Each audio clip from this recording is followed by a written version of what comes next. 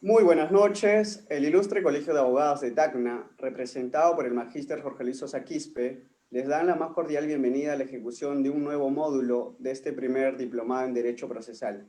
Un diplomado en Derecho Procesal Penal, Civil, Constitucional, Laboral y de Familia. Nos encontramos en la ejecución de la materia de Derecho Procesal Penal y para ello tenemos la grata presencia desde la ciudad imperial del doctor Mike Pilar Herrado, quien es abogado por la Universidad Nacional San Antonio Abad del Cusco, cuenta con estudios por la Universidad Remington de Colombia en estrategias probatorios en juicios orales. También cuenta con estudios en la Universidad San Diego de Estados Unidos en el curso internacional en técnicas de litigación oral. Cuenta con maestría en la Escuela de Posgrado en la Universidad San Antonio de Abad. El doctor Mike Pilar Herrado nos acompañará el día de hoy con un tema muy importante, como es técnicas y estrategias de litigación oral. Doctor Mike, bienvenido a la ciudad de Tacna de una manera virtual, que estemos conectándonos hoy para una bonita charla académica. Buenas noches y bienvenida a la ciudad de Tacna, doctor. Muchas gracias, agradecido por la invitación a todo el equipo organizador y en especial al decano del Ilustre Colegio de Abogados de la ciudad de Tacna. Tengo si se quiere, pendiente conocer vuestra heroica ciudad. Todavía no tengo la oportunidad, pero de seguro que habrá motivos para poder viajar allá. Bien, además señalarles en todo caso que todos estamos en circunstancias de pandemia, pero con muchas ganas de seguir aprendiendo. Y eso es mutuo, creo, en todos los colegas abogados en especial. Bien, la invitación que tengo es para hablar sobre técnicas y estrategias de litigación oral en el proceso penal. Yo soy abogado penalista. He tenido la oportunidad de, si se quiere, darle nacimiento al nuevo proceso penal en la ciudad del Cusco, en toda la región del Cusco. Acá se ha implementado y ha empezado la vigencia de este nuevo modelo procesal penal desde el 1 de octubre del año 2009. Yo he tenido la oportunidad de ser todavía defensor público en esta ciudad del Cusco. He estado 5 años y bueno, desde ahí no hemos parado con el proceso penal y tenemos en todo caso, siempre la satisfacción de haber servido al Estado y sobre todo en la Defensoría Pública. Bien, sobre las técnicas y estrategias de litigación oral, primero tendríamos que entender qué cosa es la teoría del caso. La teoría del caso, ¿por qué se viene o a qué viene acotación en el proceso penal oral, en el nuevo sistema acusatorio de carácter, si se quiere, adversarial dentro de nuestro proceso penal? Ahora, las técnicas de litigación oral justamente nos exigen lo que no sucedía en el sistema inquisitivo, que nosotros planteemos y tengamos una teoría del caso. Pero no solo el abogado defensor, sino también el abogado defensor del imputado, el abogado defensor del agraviado o actor civil, dependiendo, y yo, el fiscal. Y la pregunta del millón es, ¿y el juez tiene teoría del caso? Yo pregunto esa pregunta y después la vamos a responder. Y algunos dirán que sí, y algunos dirán que no, y por qué habría que también responder. Pero vamos un poco a definir qué entendemos por teoría del caso. Según los colegas o los doctores Beitelman y Dus, siempre es un punto de vista, ¿no? Es el ángulo desde el cual se debe ver toda la prueba. Yo diría que es la versión de los hechos desde el punto de vista de cada una de las partes, ya sea de la fiscalía, del actor civil o de la defensa del acusado. Esta se plantea en realidad como una verdad procesal, ¿no? Que cada una de las partes va a pretender acreditar en el proceso penal, conforme, claro está, a los principios de la carga de la prueba y la presunción de la inocencia, si es que así fuera del caso. Ojo, y lo voy a decir más adelante por qué. Ahora, dentro de nuestras técnicas, dentro de nuestra teoría del caso, nuestras proposiciones fácticas deben estar robustecidas por medios de prueba, ojo. ¿Y qué son las proposiciones fácticas? Se preguntarán muchos. Las proposiciones fácticas son cada una de esas circunstancias que nosotros pretendemos desde un lado, ya sea acreditar, o desde el otro lado, desvirtuar o enervar, si se quiere, también esto por el otro lado, ¿no? Entonces, estas son las proposiciones fácticas, por ahí, circunstancias iniciales que, a ver, se me ocurre, vamos yendo a la práctica un poco. Resulta que hay un delito de violación sexual y la señorita dice, el señor me subió a la fuerza al vehículo, me jaloneó de los brazos y me dio un golpe, es más, en el brazo para que yo pueda entrar. Y cuando hacen el examen médico legal, no hay equimosis, no hay lesiones, ya sea en el brazo, en las muñecas de los brazos o en la parte del brazo, en la parte superior, el golpe que supuestamente le habría dado. Bien, entonces, esta, por ejemplo, es una proposición fáctica que usted tiene que, en todo caso, desde el punto de vista, tiene que acreditar o desvirtuar, ¿de acuerdo? Porque de a poquitos vamos a ir construyendo y viendo hasta dónde llegamos. Ahora, lo que les decía, ¿no? ¿Y quiénes tienen teoría del caso?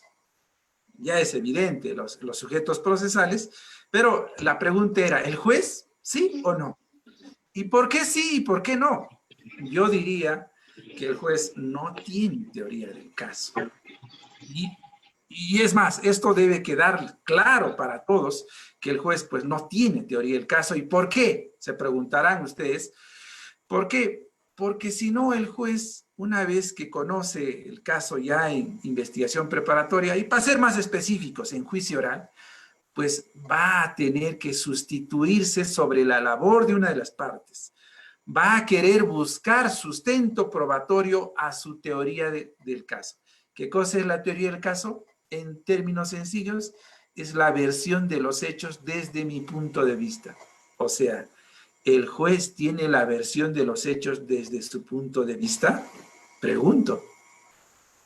No, el juez tiene que tener en cuenta la versión de los hechos que se recoge en la imputación, porque el Estado, representado por la Fiscalía, es quien tiene la carga de la prueba y en consecuencia también su imputación. Y el juez tiene la obligación de tomar esa imputación para verificar si realmente se va a comprobar o no en el escenario del juicio oral. ¿Sí? Entonces, vean ustedes, no puede el juez tener su propia teoría del caso. Ojo. Y ahora, del otro lado, también la defensa de la parte imputada y agraviada también tienen su punto de vista. Pero el juez puede optar de repente por una teoría del caso que se incline o se parcialice a la parte imputada. Podría ser. Nada nos dice que no. Pero veamos que no es posible que el juez tenga su teoría del caso, porque si no, a ver, en la práctica, ¿qué vamos a encontrar? Que el juez empieza a hacer preguntas abiertas. ¿Por qué? Porque busca investigar más. Quiere encontrar, porque resulta que una de las partes, o el Ministerio Público, vamos a decir, no preguntó sobre hechos relevantes y de trascendencia en el delito, si fuera de violación sexual. Si hubo violencia, si hubo amenaza, resulta que se le fue al fiscal. Y entonces, ¿es una duda que ha quedado en el desarrollo del juicio oral? No. Va a optar por hacer preguntas directas, ¿no? O resulta que una de las partes, el Ministerio Público, opta por prescindir a un órgano de prueba, ya sea pericial o testimonial. Y entonces, más adelante el juez agarra y dice, bueno, me parece que necesitamos más información y de oficio yo repongo a ese órgano de prueba que se ha prescindido y solicito que se le llame a declarar. Oye, pero ya el sujeto procesal, en este caso el Ministerio Público, optó por prescindir de ese órgano de prueba. ¿Y qué dice el Código Procesal Penal? Que el juez, al momento de actuar una prueba de oficio, debe cuidar, debe evitar, ¿qué cosa? sustituirse en la labor de una de las partes. Y si está reponiendo, queriendo retomar un órgano de prueba, pues vean ustedes que podríamos pensar que el juez indebidamente está teniendo una teoría del caso. ¿De acuerdo? Ahora, y eso va a afectar, ¿qué cosa? Su imparcialidad, la garantía esta que nos debe dar el juez de juzgamiento en todo caso. O resulta que, por ejemplo, cuando se prescinde ya del órgano de prueba, el juez pues agarra y dice, señor fiscal, ¿va a pedir algo respecto al órgano de prueba del que prescindió? Y la pregunta es, ¿y por qué le tiene que decir? Hay que objetarlo, porque las partes tienen que estar preparadas. Las partes tienen que estar atentos a tener que ver si corresponde o no dar lectura a su declaración preliminar o a su informe pericial de ese órgano de prueba del cual se ha prescindido. Hay que ver si realmente cumple con los requisitos para que se oralice ese documento. ¿Ven? Entonces, para mí, por esas consideraciones, pues, y de acuerdo al debido proceso, no debe tener teoría del caso del juez en el proceso penal. Ahora, ¿por qué es importante? Vamos a otro punto. ¿Por qué es importante la teoría del caso? Porque nos va a permitir planificar todos los actos que tengamos que desplazar en el proceso. Resulta que uno de ustedes, como abogado o fiscal, asume desde un inicio y entonces tiene que decir, a ver, violación sexual, ¿qué necesito? Examen médico legal, resulta que estaban mareados, dosaje etílico, inspección, declaración, examen psicológico, de repente cámara Gesell, y así sucesivamente, recoger los vídeos que están en las cámaras de la municipalidad, y sucesivamente, pero de acuerdo al caso, de acuerdo a su versión, a su perspectiva de los hechos que tiene usted. Entonces, tiene que planificar ahora qué actos de investigación van a sumar, van a abonar en su teoría del caso. Esto es importante en todo caso, que ustedes lo tengan en cuenta. Ahora, nos estamos enfocando solo en el juicio oral, si ustedes se dan cuenta. Y la pregunta es, oye, ¿la teoría del caso se inicia ya en el juicio oral o desde el inicio? O algunos dicen en etapa de investigación preparatoria, otros intermedia. Dependiendo en qué momento usted lo asume. Porque resulta que usted asume el caso en etapa intermedia o ya para juicio y necesariamente va a compartir lo que tenía planificado o tenía como perspectiva de hechos el abogado anterior. De repente sí, con matices algunos más o menos, pero de repente no. De repente para usted es que el señor sí es responsable, pero no por ese delito, sino por otro delito. ¿Ve usted? Que no es necesariamente en el juicio oral. En cualquier etapa del proceso ya usted tiene la obligación de construir su teoría del caso. Esto es importante en todo caso que ustedes tengan en cuenta y tanto los sujetos procesales excepto el juez. Ahora, obviamente la teoría del caso pues tiene que ser convincente. Su historia de los hechos desde su punto de vista, voy a seguir insistiendo en la definición, tiene que ser convincente, pero también tiene que estar acompañado con elementos probatorios. Ojo, esto es importante que ustedes tengan en cuenta. Ahora, lo que usted tiene que buscar es que el juez llegue a las mismas conclusiones a la que usted está arribando con su teoría del caso, sus proposiciones, sus elementos probatorios y su tesis jurídica, obviamente. Entonces, esto es lo que usted tiene que planificar y que el juez llegue a esa misma conclusión a la cual usted está apuntando o piensa terminar en esas condiciones. Entonces, Esto es la importancia en sí de la teoría del caso. Ojo, ojo, que una vez que tú como abogado has ya definido tu teoría del caso, esta tiene que dominar todo hasta el final. Claro está, alguien puede decir, pero, oye, doctor, pero eso no es cierto.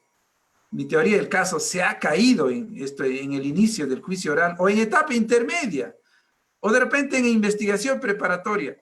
¿Puede caer su teoría del caso? Sí, puede caerse su teoría del caso. ¿Pero por qué? Porque de repente, un ejemplo vamos a dar, su patrocinado le ha mentido. Pues.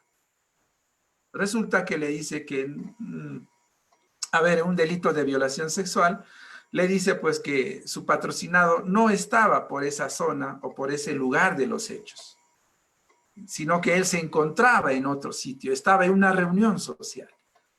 Y pues lamentablemente durante la investigación y terminando ya casi seguramente la investigación y ya perdiendo hasta la oportunidad de haber hecho una terminación anticipada, resulta que hay un video del cual se advierte su presencia en la escena del crimen, o al menos cerca, yendo a la escena del crimen.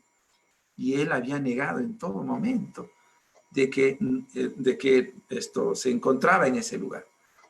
Entonces su teoría del caso sí se va a caer, ¿no? Entonces, esto es importante, no es absoluto, veamos en todo caso, siempre y cuando está que el patrocinado pues te tenga que decir toda la historia y todo lo real que ha sucedido y en función a ello plantear. Ahora, yo recomiendo, y se los digo con toda sinceridad a ustedes, colegas y estudiantes, pues si asumen un caso, a veces el tiempo no nos permite darle si se quiere, la oportunidad para escucharle todo el relato, todo lo que se ha acontecido. Pero, y mi pregunta es, ¿y cuándo usted lo va a hacer? ¿Cuándo le va a escuchar toda la historia? Y para eso hay que tomarse mínimamente 1 o 2 horas. Y en función a eso, usted ya se ha empapado de toda la historia y ahora sí podría usted armar o construir su teoría del caso.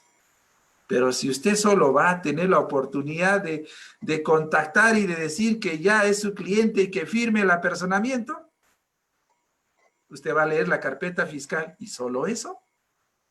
No, hay mucha información relevante que le puede dar su cliente, pero que usted no la está haciendo. Al menos en el proceso penal, yo recomendaría que lo hagan. Le den el tiempo necesario en un inicio para hacer una buena construcción de la teoría del caso. Bien, ahora ya hemos señalado que nuestra teoría del caso, ¿en qué etapa se define, no? Podemos construirlo cuando estamos en tema preliminar, en preparatoria. Se me ocurre, a ver, si fuera una conducción en estado de ebriedad y lo han intervenido conduciendo realmente mareado, ¿usted se va a ir al juicio? No, pues su teoría del caso será, hagamos principio de oportunidad, punto, matémoslo ahí. Entonces, salvo que haya sido intervenido, pero sentado en el vehículo estaba apagado. Y tenemos testigos, es más, los videos del patrullero mismo que se obtienen, porque ahora hay varios patrulleros, no sé si siga funcionando, que tienen cámaras de videovigilancia en la parte delantera y de atrás. Entonces, si ese propio vehículo muestra que ese vehículo al que se ha intervenido y al conductor, pues estaba apagado el vehículo y el conductor, si estaba mareado, bien, pero no estaba en tránsito. El acta de intervención policial indica que el vehículo estaba haciendo maniobras zigzagueantes, pero el video del patrullero, de repente de una casa que está por ahí y que ha sido inadvertida por la policía, resulta que se ve el vehículo bien estacionado y lo único que hacía el señor era escuchar música y nada más, pero no tenía la intención ni de conducir. Entonces, obviamente, su teoría del caso ahí pues, no va a ser simplemente acatar el dosaje, porque muchas veces se interviene a este señor que está sentado en el vehículo, se le toma el dosaje y dice, ya cometiste el delito, pero si usted tiene todos estos elementos, optará definitivamente por irse a solucionar, o buscar el archivamiento en preliminar, y si no se logra en etapa intermedia el sobreseimiento, sino pues en el juicio, ¿no? Bueno, vean ustedes que la teoría del caso pues no se define en una de las etapas en concreto. Y reitero una vez más, no es buscar necesariamente la absolución. Ojo, puede ser el acuerdo de terminación anticipada, un principio de oportunidad, un acuerdo reparatorio, o en apelación, por ejemplo, resulta que para mí sí es culpable. Y yo estoy convencido que la sala lo va a ratificar la sentencia. Entonces, yo construyo mi teoría del caso revisando ya no los hechos, digamos, en su totalidad, sino viendo si se ha determinado bien la pena. Resulta que le dieron 8 años, pero haciendo un análisis exiguo, pues correspondería a unos 4 o 5 años. Entonces, opte usted por hacer una reducción, por esto, replantear la teoría del caso, de repente de otro colega, y usted busque una reducción. Puede lograr, pero ve que es muy importante que usted sepa y entienda bien el caso. A ver, en juicio oral, otro ejemplo. Resulta que los hechos se han dado, la muerte se ha dado, el Ministerio Público ha acusado por feminicidio, pero las circunstancias hacían de que la reacción sea violenta y puede hacerse o puede darse la situación de que hay un homicidio por omisión violenta. Y para usted haciendo el análisis del tipo penal, pues corresponde. De repente usted puede plantear una desvinculación. ¿Sí hay responsabilidad por la muerte? Sí, pero no con esa pena, no con ese tipo penal. ¿Se da cuenta? Entonces cambia y no siempre la teoría del caso va a buscar la absolución del imputado. Ahora, teoría del caso, ¿qué comprenden? Si haciendo ya un resumen de todo, la información fáctica relevante, que ya le he dicho cómo debe recoger, no solo leyendo la carpeta o el expediente, sino también conversando. Ahí tenemos que obtener toda la información necesaria. Ahora, la fórmula o la teoría jurídica o la calificación, ya hemos dicho, no, de repente no es feminicidio, sino es homicidio por emoción violenta. ¿De acuerdo? Entonces, eso también es importante. De repente no son lesiones graves, de repente son lesiones preterintencionales. Oye, no, pero que la señorita dice que él le causó las lesiones graves. Oye, pero vamos a determinar, voy a examinar todo revisando y resulta que no quería generar esa lesión grave. No hay dolo para generar esa lesión grave. Entonces, vea usted que también eso es importante y los medios probatorios que usted tiene que ir acopiando en la medida que se avanza. Ahora, una vez que tenemos ya definido nuestra teoría del caso y todas estas circunstancias desde el inicio del proceso hasta el juicio oral en apelación, es importante ahora enfocarnos dentro del proceso, del escenario más importante en el proceso penal, como es el juicio oral.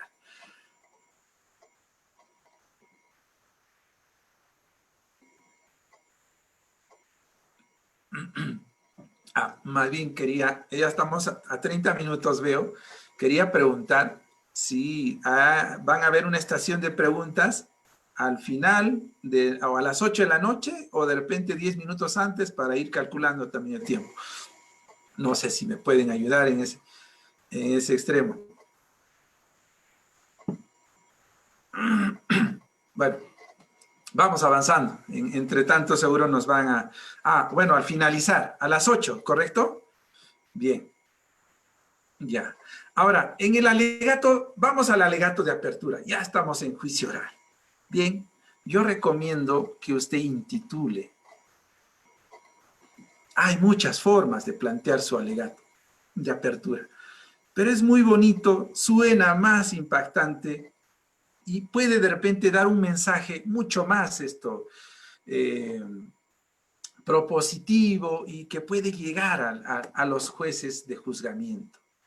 El alegato de apertura cuando usted intitula su caso. ¿Sí? Entonces, es muy bueno ponerle ahí un título, pero que impacte, ¿no? Que cause y atraiga la atención de los jueces de juzgamiento. Pero antes de eso, usted cuando tiene que aperturar su alegato inicial, espere pues que los jueces estén en silencio, que los jueces lo estén esperando. A veces nosotros cometemos el error de empezar a hablar y vemos que todo el mundo está distraído, ¿no? A los jueces algunas están por ahí firmando un oficio, un documento, actas, no lo sé. Es preferible esperar que estén en silencio, partimos entonces. ¿Por qué? Porque estamos generando la atención, esperando que puedan captar lo que nosotros vamos a plantear. Y acá el alegato de apertura, después de intitular su caso, pues haga un resumen de su teoría del caso. ¿Qué es la teoría del caso? Voy a insistir en definir. Es su versión de los hechos desde su punto de vista, ya sea fiscalía, actor o acusado. Desde su punto de vista, dé usted el resumen en 3 minutos o en 4 minutos de lo que habría sucedido como hechos y luego de eso plantee sus proposiciones fácticas. Resulta que se le acusa violación sexual diciendo de que lo habrían forzado a ingresar al vehículo a golpes, y usted va a decir que va a demostrar que no hay lesiones ni en los brazos, ni en las muñecas, perdón, ni en los brazos de golpes. También usted va a demostrar de que no se ha infringido violencia o amenaza en contra de la agraviada, que ellos sí se conocen con anterioridad, porque ella puede decir que no se conocen. Claro, se ha asegurado de borrar todo, pero resulta que usted ha recurrido a peritos y han logrado recuperar conversaciones en el WhatsApp o en el Facebook, en el Messenger. Pero cuando uno escucha esa versión como proposición fáctica del Ministerio Público, si usted está como defensa y logra obtener esas conversaciones, usted dirá pues que va a demostrar esto durante el juicio oral que ellos con anterioridad al hecho supuesto de violación sí se conocían, porque el Ministerio Público dice que no se conocían. Y así cada una de las circunstancias que van dándose hasta que se habría consumado el hecho, inclusive hasta hechos posteriores.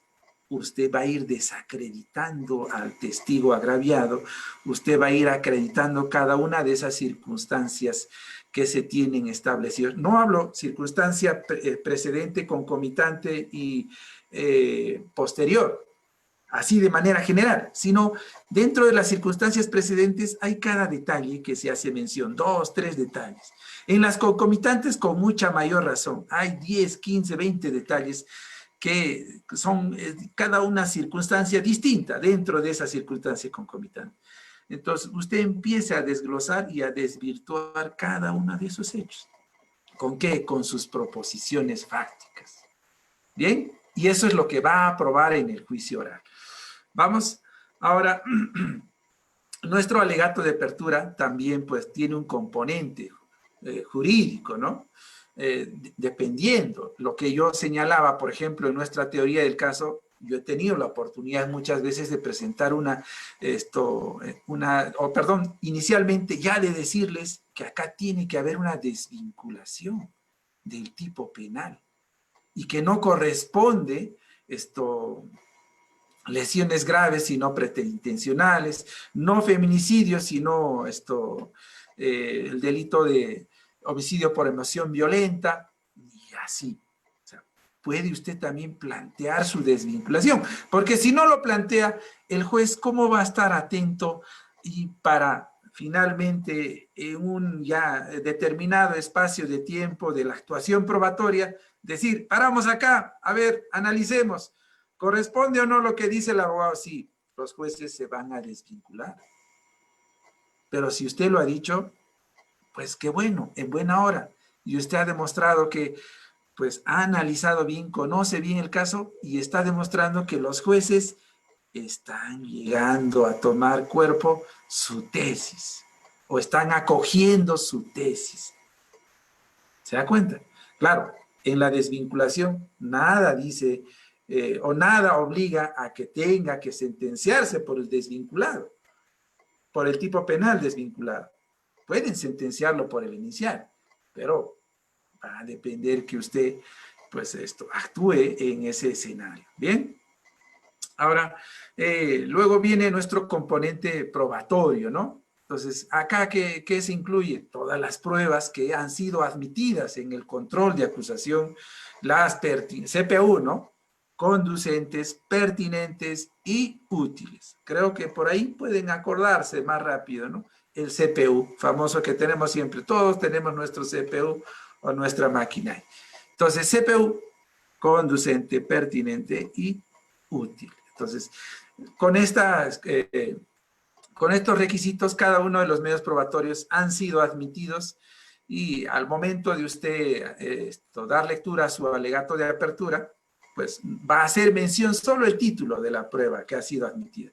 No tiene que decir dónde ya lo van a notificar o cuál es el aporte, porque si no estaríamos adelantando como una especie de oralización del documento y eso no corresponde, ¿sí? Ahora, finalmente, nuestra pretensión. Nuestra pretensión, dependiendo, ¿no?, del sujeto procesal, ya sea Ministerio Público, actor civil o acusado, si es de la parte acusada, pues buscará que se le absuelva, ¿no?, de culpa, de pena y de reparación civil. Y si es actor civil, pues obviamente va a buscar el tema de la reparación civil. O puede ser que la parte acusada diga, bueno, hay elementos, pero no hay no se ha encontrado, no, el hecho no es antijurídico, ¿de acuerdo? En el desarrollo del juicio oral no va a ser antijurídico, no se va a encontrar culpabilidad. Pueden haber causas eximentes de responsabilidad. Si bien es cierto el hecho es típico, pero no va a ser suficiente para ser culpable. ¿De acuerdo? ¿Por qué? Porque concurren causas eximentes. Un error de tipo, un error de prohibición. Esto tenemos que decirlo. Tenemos que señalar a muchos colegas, no sé si en Tacna esté pasando todavía, muchos colegas optan por qué. Por no decir nada en su teoría del caso o en su alegato de apertura, perdón. Dicen, la defensa va a demostrar que mi patrocinado es inocente y se la absuelva de culpa de pena y reparación civil. ¿Y por qué digo esto? Porque resulta, colegas, que cuando estamos en el juicio oral y usted dice, no, mi pregunta es pertinente, abone mi teoría del caso. Y uno se pregunta ese rato, ¿y cuál es su teoría del caso? Usted no nos ha dicho cuál es su versión de hechos. Usted no nos ha dicho qué cosa va a demostrar en el juicio oral. Entonces, ¿y de dónde va a adivinar pues el juez? ¿De dónde va a sacar siquiera para decir, esta pregunta sí es pertinente, es más, abona en su teoría del caso y hay que darle la oportunidad de que sí pregunte? Vean ustedes, hay un poco retrocediendo en el tema de la teoría del caso, pero que lo tiene que también en todo esto resaltar y reproducir en el escenario del juicio oral al momento de dar su alegato de apertura. ¿De acuerdo? Ahora, pasamos al interrogatorio del acusado, interrogatorio del testigo, del perito, del testigo agraviado. Y ahí, ¿cuál es el objetivo fundamental en este interrogatorio? Nosotros tenemos que acreditar nuestra teoría del caso, lo que hemos propuesto, ¿de acuerdo? Y tenemos que refutarlo de la contraparte, es decir, del Ministerio Público, o al revés, ¿no? Entonces, es muy importante ahí el interrogatorio directo y tienen que ser, ojo, con preguntas abiertas, ¿sí? preguntas abiertas. Está prohibido hacer preguntas cerradas, sugestivas, capciosas, que todavía no es el momento en todo caso. Ahí lo que necesitamos es, con tres proposiciones, yo diría, preposiciones, perdón, claramente, dice, ¿qué, cómo y cuándo? Señorita, ¿qué pasó el día 24 de enero del año 2019? Abierto. Nos tiene que dar información el testigo, presencial, referencial o el perito. ¿Sí? O el agraviado. Ahora, ¿cómo pasaron los hechos que usted manifiesta? ¿Cuándo fue? ¿A qué hora sucedió? ¿En qué circunstancias se dieron o se dio el transporte que usted indica que se realizó para cometer el delito? Entonces, tienen que ser preguntas que necesariamente obtengan información. Ojo que él, si se quiere, el actor principal, pues no es usted, es el testigo agraviado o el perito. Ellos son, en realidad, quienes, en este caso del interrogatorio directo, quienes tienen que entregar toda esa información. Pues no puede ser que el abogado diga, señorita, ¿es cierto que el 24 de enero usted estaba con Juan Pérez y Juana Quispe en la discoteca? Oye, yo estoy introduciendo esa información como abogado, no me corresponde. Entonces, vean ustedes, quien tiene que introducir esa información son los testigos, los peritos o el agraviado. Pero muchas veces se ve complicado hacer este tipo de preguntas y se ven, si se quiere, tentados a sugerir o a introducir información. ¿Por qué? Porque no han preparado el caso, porque no han preparado sus preguntas, porque no han preparado a su testigo. Y entonces, en ese momento, usted va a tener todas las grandes dificultades y seguramente a la tercera o cuarta pregunta que le objete la otra parte, usted va a decir, no más preguntas, señor juez. No se preparó, no leyó, no planteó sus preguntas, no hizo una cronología de lo que va a preguntar. Ojo, ojo, yo no digo que usted vaya al juicio oral y empiece a leer las preguntas. Eso no. No hay que ir a leer. Usted puede tener seguramente un orden, algún título ahí por cada uno de los hechos, pero no va a ir a leer las preguntas. Usted ya tiene que estar preparado de cómo se hacen las preguntas abiertas. Bien. Ahora, importante también en este escenario lograr encontrar contradicciones. ¿Y qué hacemos? ¿Qué hacemos? A ver, o resulta que queremos ingresar declaraciones preliminares. Ojo, ya sea del perito, ya sea del testigo o del agraviado. Porque para nosotros es evidente que vamos a encontrar contradicciones. Y estamos buscando contradicciones, ¿de acuerdo? O de repente no se recuerda y entonces le dice, señorita, usted rindió su declaración ante el despacho fiscal. Sí. ¿Se acuerda qué dijo sobre el día de los hechos? No, no me acuerdo. Señor juez, solicito se le ponga a la vista su declaración preliminar a efectos de que pueda refrescar memoria y señalarnos lo correspondiente. Va a refrescar memoria. Ojo, ojo, estamos ahora en pandemia. Refrescar memoria no significa que tengamos que ponerlo en la pantalla del computador y hacer que todos tengan acceso a la declaración preliminar. Este no es el procedimiento. Vayamos a escenario anterior a la pandemia. ¿Qué hacíamos cuando refrescamos la memoria? Simplemente se ubica la declaración preliminar y se le entrega. Le dice, señorita, esta es su declaración, léalo, y después le va a seguir preguntando la fiscal o el abogado. Lo que estamos optando erróneamente, considero yo ahora en pandemia, es compartir pantalla en el computador. Y ese no es el procedimiento. Creo que hay que tener cuidado en ese extremo. Al menos desde vuestra perspectiva que cada uno tiene, ¿no? Ahora, también importante encontrar contradicciones. Y cuando resulta que nosotros estamos en el contrainterrogatorio, me voy adelantando, y en el contrainterrogatorio, señorita, usted le dijo a la señora fiscal que se había trasladado de día. ¿Es correcto? Correcto, doctor. ¿Y usted se acuerda qué señaló ante el Ministerio Público cuando declaró? Dije que era de día. Perdón.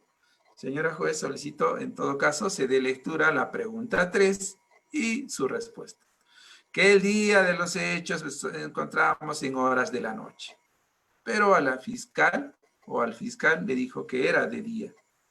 Y en su declaración preliminar dijo que era de noche. ¿Ve? Usted va a ir desacreditando en el contrainterrogatorio al testigo, que esa es la finalidad en realidad, porque a ver, ¿quién hace el contrainterrogatorio? El contrainterrogatorio lo hace la contraparte, ¿sí o no? O sea, usted interroga al testigo que ha ofrecido la otra parte. Si el Ministerio Público ha ofrecido a su testigo, yo hago contrainterrogatorio. Después, primero hace el Ministerio Público. Preguntas abiertas, yo contrainterrogo y puedo introducir información, sugerir respuestas o sugerir información. ¿De acuerdo? Porque el contrainterrogatorio me lo permite. Entonces, ¿cuál es la finalidad del contrainterrogatorio? Vamos a atacar pues la credibilidad de ese testigo. O sea, yo como abogado defensor del acusado voy a atacar la credibilidad del otro testigo, del Ministerio Público, de mi contraparte. Ya sea, a ver, ¿cómo? Se me ocurre ejemplos. Vamos si tiene antecedentes penales. Es un testigo presencial o referencial, digamos. Tiene antecedentes penales. Ahora, si fuera un perito, no tiene experiencia, años de experiencia no tiene en el desarrollo de ese tipo de peritajes. Bien, ahora, también resulta que si es perito y estamos hablando, a ver, se me ocurre, de una fractura y queremos nosotros determinar la causa de la fractura. Y mi pregunta, colegas, es, en medicina legal tenemos como médicos legistas especialistas en traumatología. Probablemente no, ¿sí? Y si se trata de una lesión, no sé, de alguna fractura que se cayó del árbol o que lo atropelló el carro, y entonces el médico legista obviamente va a determinar cuántos días de incapacidad y atención facultativa le corresponde, pero determinar la causa con precisión, con rigurosidad, ¿lo hará el médico legista? No, probablemente. Yo creo que en un alto porcentaje no lo va a poder hacer. Pero sí el especialista, al igual que una fractura en cualquier otra circunstancia, pero que sea el determinante para el caso, ¿no? Entonces, esto hay que atacar también en el tema del contrainterrogatorio. Ahora, ya les señalé para evidenciar las contradicciones que puedan mostrarse de ese testigo, y entonces el juez poco le va a creer a ese testigo, ¿no? Cuando primero dice que era de día y después dice que era de noche, o primero dice que era en carro, después dice que era en bicicleta, no lo sé. Cosas así es que tenemos que ir evidenciando, advirtiendo en el escenario del juicio oral. Ahora, importante también, aparte en el contrainterrogatorio es importante. A ver, señorita Lourdes. Aló, a ver si lo pueden apagar. En el contrainterrogatorio tenemos que lograr que se admita o se destaque los aspectos positivos para nuestra teoría del caso. Ojo, nosotros como contraexaminadores tenemos que lograr esto. ¿Para qué? Para sostener nuestra teoría del caso y nuestros elementos probatorios que deben, si se quiere, marcar la pauta hasta que termine el proceso. Bien, pero en el desarrollo del interrogatorio abierto o directo y el contrainterrogatorio, tenemos que estar preparados para ¿qué? Para objetar. Y resulta que usted no sabe objetar. Y lo digo porque muchas veces dice, objeción, sustente su objeción. Es que el abogado está introduciendo información que no corresponde. Oye, pero estoy en contrainterrogatorio. Y además, le dice el señor juez, le dice, ¿y qué tipo de objeción? Y se queda callado.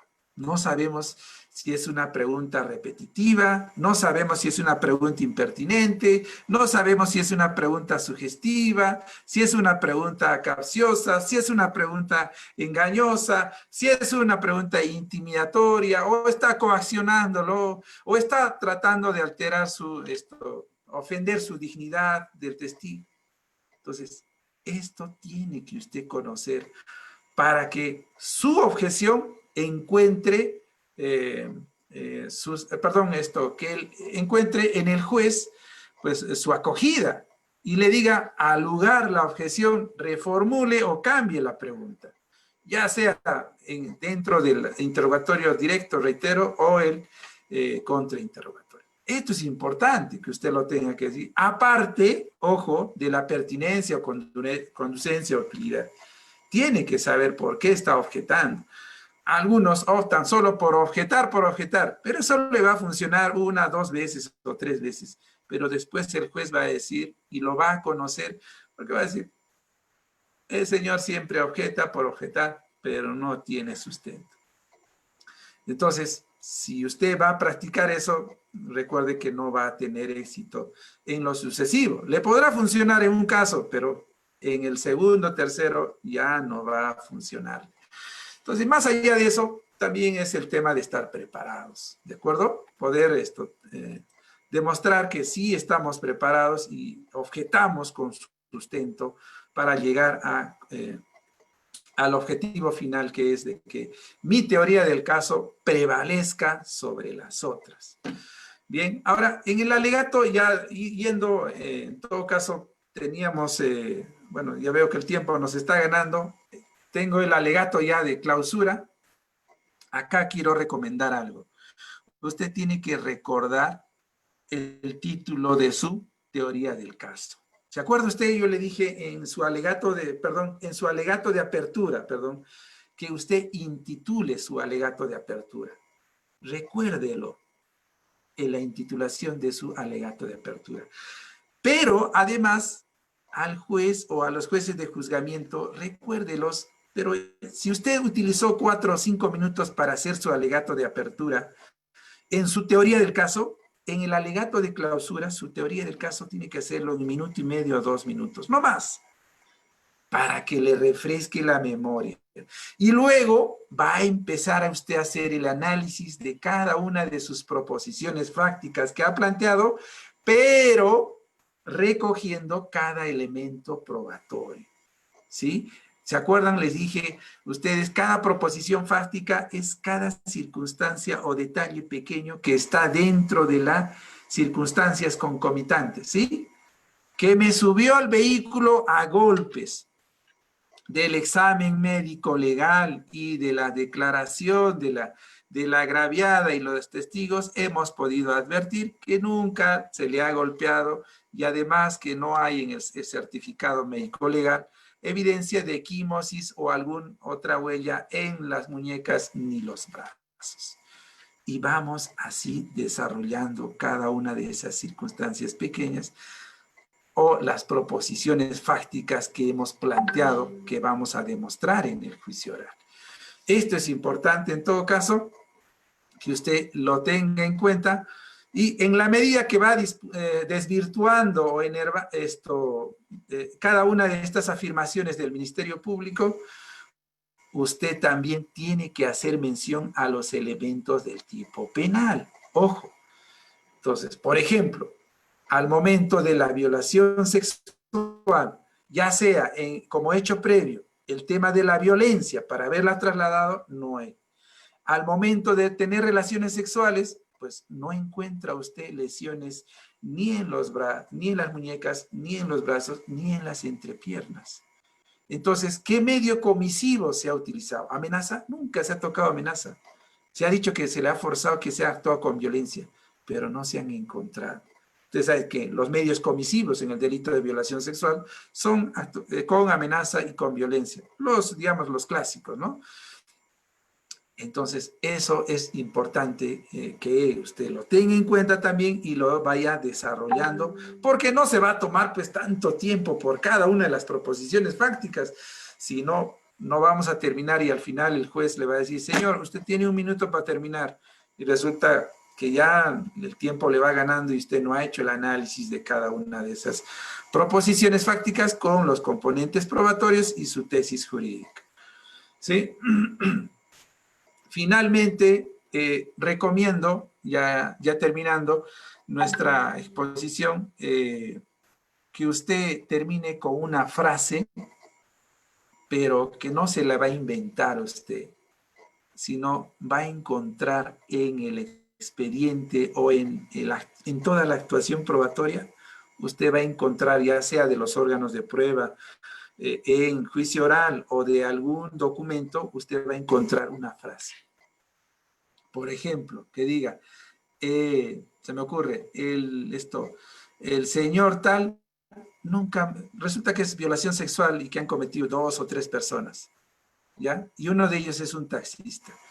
Y dice, Juan Pérez nunca me golpeó. Y usted está defendiendo a Juan Pérez. Y eso se ha recogido tanto en su declaración y como en el certificado médico legal. Y así está en la data del certificado médico legal. Entonces, agarre usted esa frase, póngalo abajo. Va a reforzar su tesis, su teoría del caso, y de seguro va a ser esto satisfactorio para usted porque va a ganar.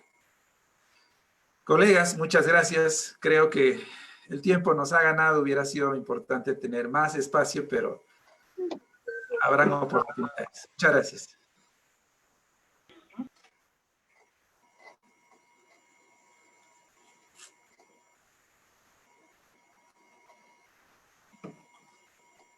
¿Alguna pregunta? Podemos ir avanzando con las preguntas. Doctor, buenas noches. Disculpe.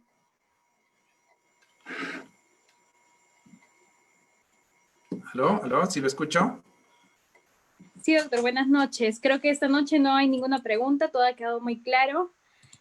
El Ilustre Colegio de Abogados de Tacna, representado por su decano, el magíster Jorge Luis Sosa Quispe, le agradece la excelente participación al doctor May Pilares Rado por su valiosa aportación al campo jurídico, doctor.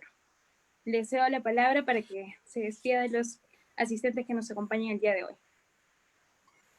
Muchas gracias. Una vez más, reiterar mi agradecimiento al Ilustre Colegio de Abogados del Cusco. Dios mediante, en alguna otra oportunidad, de repente nos encontramos ya en otras condiciones también dentro de un ente deontológico como decano, Dios mediante, pero desde ya mi agradecimiento infinito a cada uno de los integrantes del Colegio de Abogados de Tacna y a todos los participantes en este evento y también a todos los amigos que nos ven desde el Facebook. Muchas gracias, que tengan buenas noches. Muchas gracias, doctor.